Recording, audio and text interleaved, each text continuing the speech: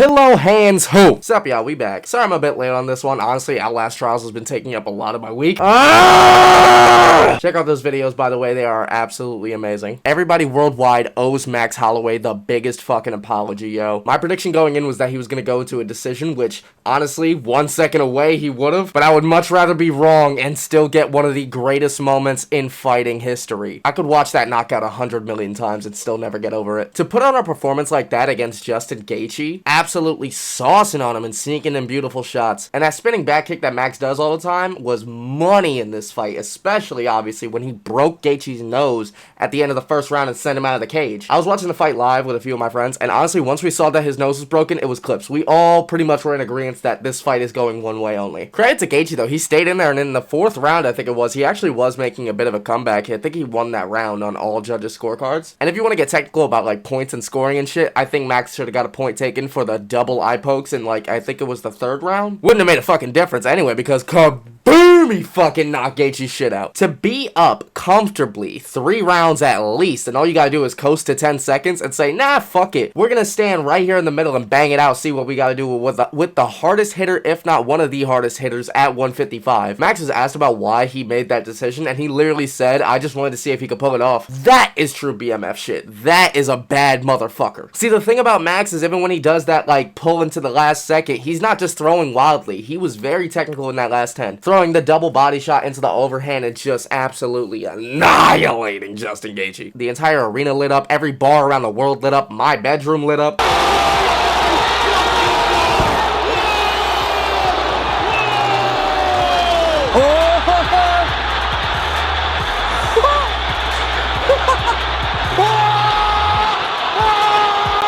Everybody was fucking hyped. The explosive energy from that knockout was just so high that honestly, I forgot we had fights after that. That was the people's main event, and honestly, I was almost done after that. I was ready to go to bed. I had to remind myself and the other people there, no, we still have 2 more title fights. The only person in the arena who wasn't sharing that energy was the featherweight champ Ilia Topuria. You can see on Israel Adesanya's vlog from UFC 300 that Topuria was watching that fight very closely. He's trying to go on in interviews and say that he wasn't really that impressed by the performance, but I don't know, man. When your face looks like that after seeing a contender knock out a 155er and you're a 145 champ, I don't know. He looked like he saw a ghost. You know when you're a kid and you get that text from your mom and it's like, hey, you and I need to talk when we get home, and suddenly you got that sinking feeling in your stomach, you gotta take a shit for some reason now? That's what that looked like. Ilia Topuria low-key shit himself. That cameraman that panned to him after the fight low-key just like stole half of Ilia's aura. I'm happy for Max though. He got like 600, he got the 600k bonus. Give that man anything he wants. It's well deserved. However, I think he is going to be fighting Topuria next. Topuria wants to fight. He's been calling for the fight in interviews, even saying, hey, bring that energy from the last 10 seconds into the first 10 seconds of the fight. And I honestly don't know how that goes for either man. I thought Gaethje might have been the one to crack Holloway's chin, but like,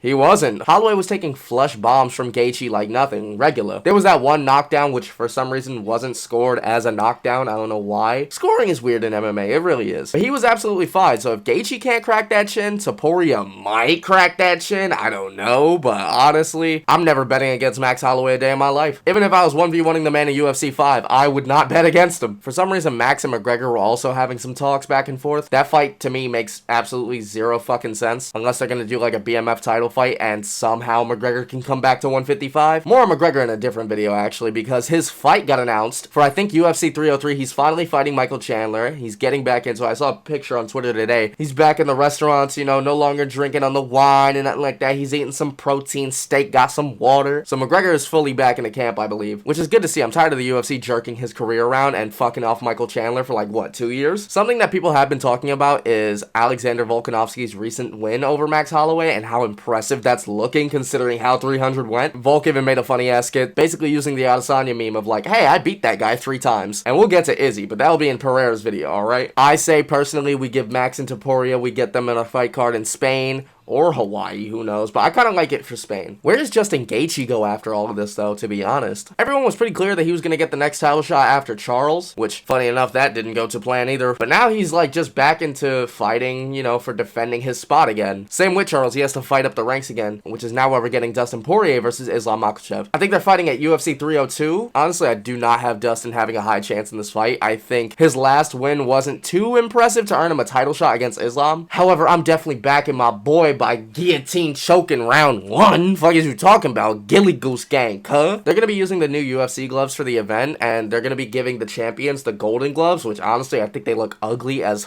fuck, yo. Them shits are nasty. Ew. Gold just don't look right on leather. It just don't. Like, just straight gold gloves, it doesn't look right for MMA. Apparently, they're supposed to prevent eye pokes. I don't see how they do, but who knows. All in all, big shout out to Max Holloway. Big shout out to Justin Gaethje for taking that fight and fighting as hard as he did with that broken nose, man. I don't think Gaethje should necessarily lose stock after this fight. I think Max is just that good, and Max's stock is raised to the motherfucking roof. I mean, like, honestly, who can take him at this point? Me. I'll take him. I'll take on Max. Max. You and me, UFC 5. The Blessed Express versus your boy right here, you know what I'm saying? But honestly, what an incredible event, and what an incredible moment, what an incredible knockout. That's going to be immortalized for history. Anyway, if you like this video, leave a like on it, comment your thoughts on UFC 300 and the Max Holloway KO, and subscribe for more fight content in the future. Later, y'all. My secrets and my heart is what I gave to you. In return, you see nothing but a lame excuse. And it's wow, I did everything just to see you smile. I've been thinking about you for a while. Responding to your pics and your vids. Now I see you just do it for the gram. And you talking on your man.